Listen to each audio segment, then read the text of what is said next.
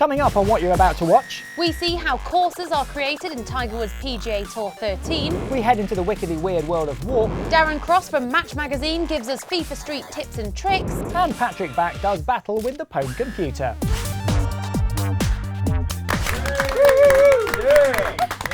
Hello and welcome to PWNED. I'm Sian Welby and this gent sat next to me is Matt Cuttle. Well, you say, gents. There's loads crammed into the next 12 minutes, so let's get straight on with the latest news. DICE have released this early time-lapse test footage to show off the HD destruction you can expect in their new Battlefield 3 Close Quarters expansion pack. It shows what looks to be a hotel corridor being decimated in an intense interior firefight. Rock and roll antics and TVs thrown out of windows aside, this new downloadable content is literally full of ups and downs with new vertical gameplay and intense action set across 4 new multiplayer maps.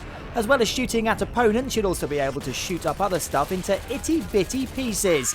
It's sure to be cathartic, and you can join this very different kind of battle by downloading it for consoles and PC in June. For those of you not in the know, Action Puzzler Warp is now available to download on PS3, Xbox 360 and PC. It's the very first game made by indie developer Trapdoor, and I chatted to Julia Pung from Trapdoor to find out more about it. So Julia, tell me all about the adventures of this little orange guy here. So this is our game, it's Warp. You awaken as this little orange alien, you're trapped in a human base. They've experimented on you and taken your powers away, and they kind of like treat you like a lab rat, and then you get your powers and you need to escape. So would you say this is a puzzle game or an action game or a mix of the two? It's definitely a mix of the two. There's definitely elements of both. It all depends on how you want to play the game.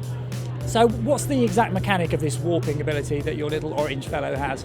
Well, warp is a short distance teleportation. So basically there's like a little glowing reticle in front of you and you can move as far as that. And that can be through walls or into objects. So that's how you warp. And then once you warp into something, there's another mechanic called frag, which is when you shake around the left stick, you blow things up from the inside. I've seen from the game it can look pretty gruesome. What was the decision to go down that road? Is it just more fun? Well, originally when you warped inside people, blowing them up came on pretty early, but originally they just kind of evaporated in a cloud of smoke, and people were like, well, that's not really satisfying. When you put an alien inside someone and blow them out, you kind of want to see the arms fly off and the splatter of blood. It's just way more satisfying that way.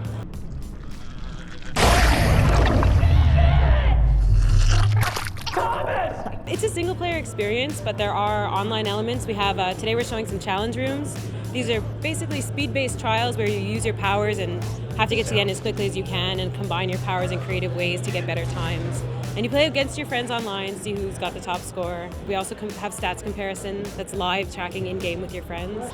So at one point it can be like, oh, I've had 17 warps, my friend has had 22 warps, but 30 kills, and I've had 10 kills. So this guy doesn't seem to have a mouth. How do you tell the story with this? Is there dialogue or is it all done through gestures? A lot of it is told through his body language. There's also another alien in the game that we're also introducing today who is telepathic. And he reaches out to you in the base and is like, I've been trapped in here for a long time, you've got to help me. And he kind of guides you through the story. He helps you figure your way around so that you can pretty much come rescue him. The big question is what happens when you manage to escape the facility? You have to play to find out. So that was Warp, a game about an orange alien. Resisting the urge to make jokes about any of the cast of The Only Way is Essex, we're delighted to welcome back to the show Darren Cross from Match Magazine, who's going to talk to us about FIFA Street. Way! Show again. How you doing, Darren? Very good, thank you. Thanks for having me back. It's a pleasure. Now, you're a FIFA 12 expert, but how are you finding FIFA Street? I love FIFA Street. I've been playing a lot of it. I thought, though, with everybody else focusing on the amazing skills and goals that you can do in FIFA Street, that we'd look at how to stop them and concentrate on the defending today, if that's okay. Okay, so let's start with the first way to be a killjoy and ruin everyone else's fun. Yeah, sorry about that. So yeah, what's the first way we can defend? So one thing that I find really effective in FIFA Street is to tackle without actually using any of the tackle buttons and just concentrating on your positioning with the left stick. Obviously there are manual tackle options in there, but you do risk committing yourself and being easily beaten by the player with the ball. I would say that one great tip for defending is to just concentrate on the left stick, get your positioning right, get close to the player and then let the game do the rest. Now earlier you were telling us about fake tackling. What's that all about? Yeah, this is another tactic that I've found quite effective. So basically what you do is you look like you're going to go charging into the tackle. and then you back right out of the tackle. And the hope here is that you goad your opponent into a skill move or an air skill move, and then as they do that, you'll be in a much better position to receive the ball. And if it's an air skill move, you'll probably take it on your chest and come away with the ball, as you can see in this clip. Or if it's on the ground, you should find that your player just comes away with the ball anyway. And you make them look stupid. Yeah, that's yeah. Or you look stupid if you get it wrong. Yeah. Yeah. So what buttons do you have to press to make that happen? But that's the great thing about it. There aren't any buttons to press really. It's all done on the left stick. So all you're doing is you're moving the left stick, looking like you're going to go into the tackle, and then backing straight out of it again with the left stick, and then waiting to receive to intercept the ball. Okay, so that's a good start. What other ways can we ruin everyone's fun? Yeah, so another tip for defending, I would say, is to be careful with the sprint button. It's very easy when you're tracking a player, when you're sort of jockeying them, if you like, with your defender, to keep hold of sprint in the sort of hope that you're going to be able to catch them if they quickly try to move past you with a skill move. When actually by holding sprint, you actually become a little bit more unresponsive in my experience. And certainly your turning circle is much bigger, so it therefore takes you longer to react to any movement from the attacker, and you're much easier to beat. Now tell us about panna matches, because it's a term that some people might not be familiar with. Yeah, a panna is basically a nutmeg, so it's when the opponent puts the ball through your legs, and it's kind of the ultimate embarrassment really. And there's a feature in FIFA Street that lets you sort of defend against that, and it's called panna block. And I do this on Xbox by holding LT, left trigger. And all that does is you kind of keep your legs together when you're jockeying the man to make it much harder for the ball to go through, which is great. But what I've found is that people tend to overuse it a little bit, that they're so worried about being pannered, if you like, that they're constantly blocking. And when you do that, again, similar to sprint, it makes you a little bit more unresponsive. From my experience, you're just that bit slower to move. And you'll see if viewers want to practice this, you can hold a panna block as you're moving around, and you'll see how much slower that your player moves when you've got it held down constantly, as opposed to when you're moving freely.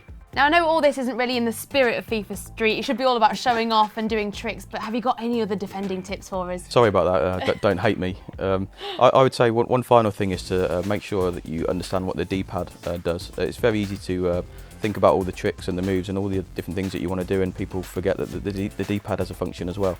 And in defending, if you press down on the D-pad once or twice, you'll be able to select either a full press defence or a man-to-man defence. So I'd recommend that the viewers try both of those out and see which one they find most comfortable. Personally, I like to use a man-to-man defence, because then I know that I've always got an AI-controlled teammate nearby, and I'm quite covered, but other people may prefer full press. So I'd just recommend experimenting with the D-pad and trying both of those out. Out of interest, do you attack as well in the game? Yes. Or do you just defend? And Yeah, that's I just kick the ball to the team and just defend the whole time.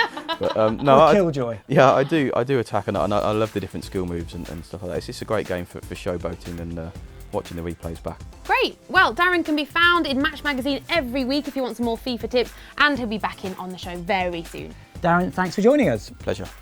Right, now it's time to find out what happened when our PWNED Computer met Dice's Patrick Bach. Identify yourself. My name is Patrick Bach. I am the executive producer for Battlefield 3, working here at DICE in Stockholm. What time do you get up for work? As late as possible. If you were not in the games industry, what would you be doing?